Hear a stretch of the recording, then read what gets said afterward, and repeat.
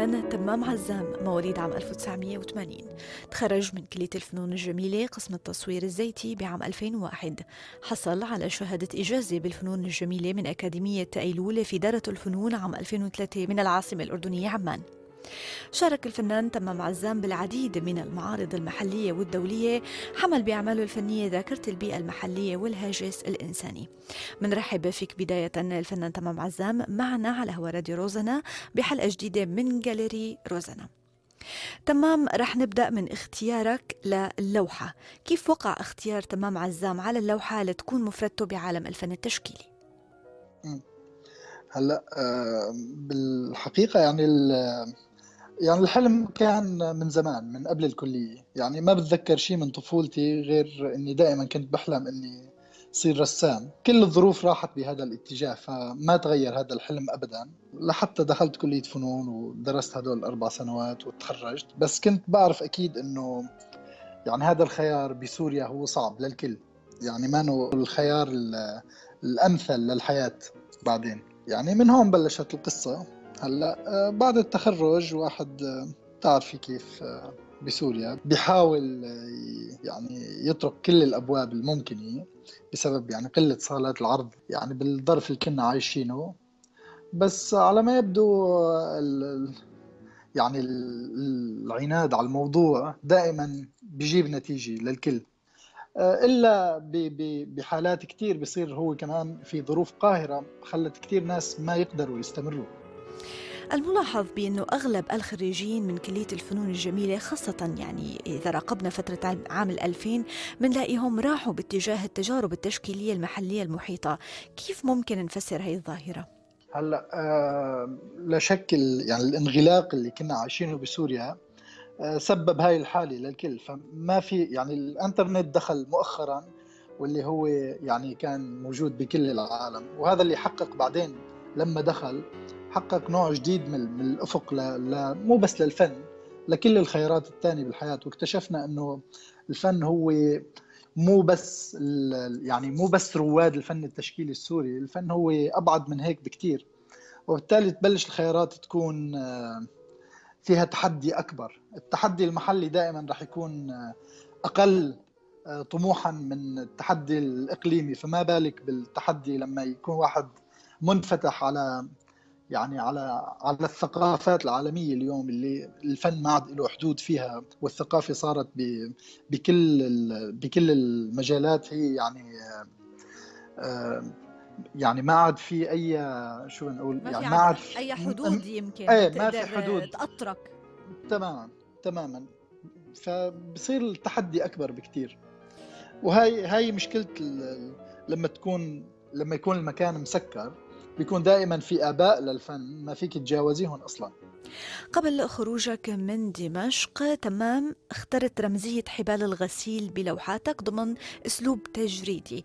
شو ممكن نحكي عن هاي المرحلة؟ ايه بالحقيقه انا يعني اخر مجموعه كنت عم بشتغل عليها هي حبال الغسيل. اشتغلت عليها تقريبا من 2007 لل 2011 تمام. لحتى تركت سوريا. لما تركت سوريا وانتقلت لدبي، يعني اول شيء، اول صعوبه واجهتها هي المرسى، هي فكره المكان اللي بدي اشتغل فيه والمواد. لانه المواد اللي كنت معتمد عليها بشغلي بسوريا كانت هي يعني قطع قماش، شيء بلمه من طريق، شيء بجيبه يعني من عند حدا. يعني هي دائما مرتبطة بأشخاص. كانت تحكي عن ذكريات الناس لما تترك المكان وبتترك وراها يعني بعض من حياتهم. فدائما كنت نشوف بحبال الغسيل واللي هي مرتبطة بذاكرتنا. يعني كنت نشوف فيها دائما كل قطعة هي تحمل قصة، لأنه هي راحت مع البني آدم ومشت معه وانتقل فيها من مكان لمكان. فهي دائما هي بتحمل الذاكرة، ذاكرة الرحلة يعني اللي قام فيها. فكانت الفكرة دائما مستندة على هاي الحكاية اللي معلقة ورانا. من بعد العام 2010-2011 أعمال تمام عزام انتقلت إلى مرحلة مختلفة واتخذت أسلوب الديجيتال آرت. هل كان تغيير المكان هو السبب بهذه النقلة؟ هلا لما انتقلت على دبي حسيت هذا الشيء مستحيل، لأنه حتى يعني ما في ذاكرة هون للمكان بتخصني. ففعليا توقفت عن الرسم، وبلشت بعد شهرين أفكر إنه شو ممكن أعمل يعني يعني بهذا الحال المبدئي. فانتقلت لشغل الكمبيوتر.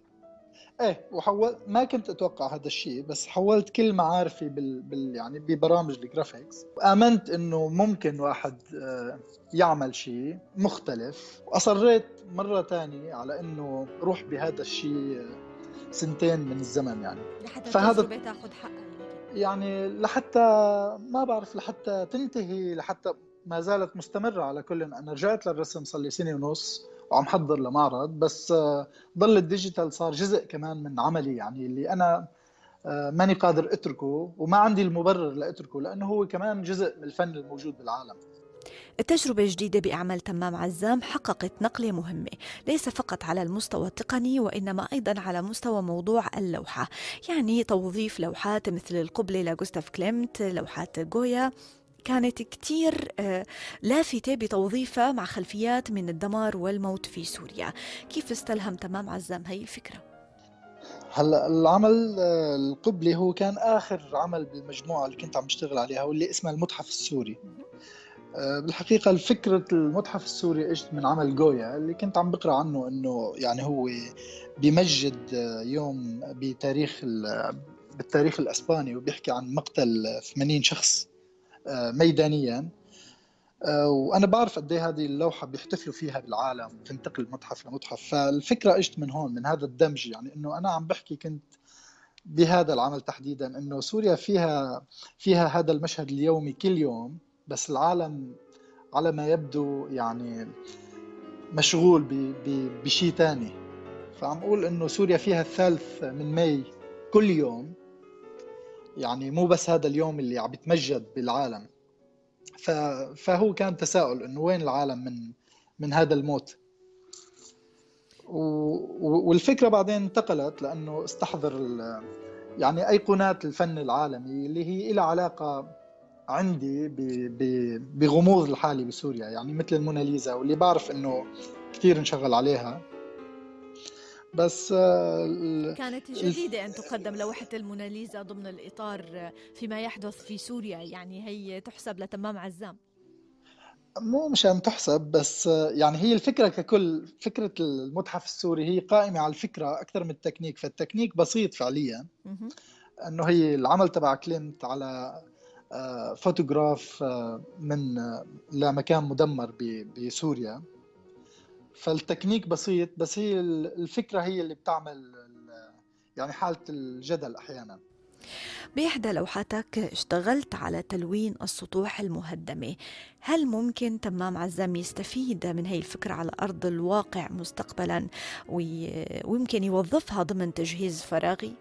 والله ما بعرف، يعني ما بعرف شو بيكون الشعور يعني لما بدك تروحي ترسمي على بيت حدا مدمر. يعني ما بعرف شو بيكون شعوره هو اصلا. يعني هذا الموضوع معقد شوي. يعني انا عم بعمل فن وهو يمكن عم يبكي على بيته، فبحس القصتين ما بيشبهوا بعض. بس بس ما فيني افكر غير فنيا. برأيك لما بيكون العمل الفني خلينا نقول يحتاج إلى قراءة نوعية، هل هذا بيأثر على إيصال الرسالة اللي طالبها الفنان بلوحاته؟ يعني دائما الفن هو، يعني الفنون مثل جويا او دافنشي او فان جوغ، يعني هي فنون اليوم ما أنا فنون شعبية. يعني المهتمين هن اللي بيزوروا المتحف. صحيح. فمو انه بدها قارئ مختلف، بس بدها المتلقي اللي بيشبهها. يعني أكيد. اكيد المتلقي اللي بيسمع بيتهوفن او كلاسيك ما راح يسمع علي الديك. يعني دائما المتلقي بده يكون مختلف بخياراته. فما فيك تحاكمي دائما الفن بنفس القيمة، ولا الموسيقى ولا الثقافة. هل برأيك العمل النوعي شوي ممكن يأثر على موضوع والهدف من إيصال هي الرسالة ولا لا؟ أنا لما بشتغل على العمل الفني ما كتير بكون معني بالرسالة، بكون معني بالعمل الفني نفسه، بإنتاج عمل فني بيسويه فني مونتازي للحد الأقصى اللي بيقدر عليه. الرسالة هي بتجي من فعل التلقي، مو يعني وإلا كان الفنان بيلجأ ليكتب رسالته على اللوحة بشكل واضح وخلص. هل برأيك كان ممكن أن يقدم الفن التشكيلي السوري شيء أهم من ما قدم بالفترة الماضية؟ هلا أنا بشوف إنه الفن اللي بلش يظهر بعد الثورة هو فن كتير مختلف عن كل شيء قبلها. تغير الميزان بسوريا وتغيرت القناعات بس لا شك إنه الفن التشكيلي بشكل خاص بسبب بعده عن الرقيب. يعني كل النظام اللي كان موجود بسوريا هو شكل من أشكال الرقابة. قدر يروح لأماكن كتير مختلفة وجديدة وبلش ياخد بلش يطلع من الهوية اللي كانت تسمى الهوية السورية أو المدرسة السورية، اللي هي الأسماء المكرسة اللي ما كان فيك تطلعي من العباية تبعهم. وما عم بحكي عنهم بشكل سلبي، ولكن هذا الخيار هو خيار محدود. شو الخطر اللي ممكن تشكله اللوحة عن النظام؟ هلأ بصراحة ما في شيء بالثقافة بيشكل خطر على النظام، وللأسف يعني ما في شيء بالفن اليوم قدر يغير الرأي العالمي، لأنه الرأي اليوم مربوط هو بالسياسي. فالنظام ما بيخاف من الثقافة، لأنه بالنسبة له القصة بسيطة. يعني الاعتقال أسهل الحلول، ولكن اللي اشتغلوا بالمجال الثقافي واعتقلوا هن اللي ما طلعوا لليوم. فبشكل له الخطر، خطره الداخلي هو اللي بيعرف انه هذا شو المكان يلي بيغري تمام عزام لينفذ فيه إحدى أعماله المستقبلية؟ هلا بصراحة اليوم بعد 4 سنين صرت أحس هذا راحت حالة الشوق لسوريا للأسف. ما عاد أعرف أفكر فيها بشكل صح. يعني حتى ما في حالة حنين لا لدمشق ولا للياسمين ولا شيء. يعني اليوم الهم الوحيد إنه الناس ما عاد تموت، وبتحسي بلحظة إنه صعب تحكي عن وين بدك تعرضي، أو يعني هي بطلت أحلام مبهجة. سوريا صارت دائما هي هيك، يعني ذكرى حزينة، وبحس العودة دائما هي لواحد بس راح يشوف مكان مدمر وحزين. يمكن هي مرتبطة أكثر بالذكريات الحزينة خلال 4 سنوات. المخزون كان كافي لمحو ذاكرة كاملة يمكن قبل لا 30 شك، سنة. لا شك، لا شك. فإن شاء الله، إن شاء الله يعني يوقف الموت بس على الأقل، والفن له صالاته. شكرا لك تمام عزام الفنان التشكيلي السوري على الوقت اللي أعطيتنا إياه. كنت ضيفنا بجاليري روزنا.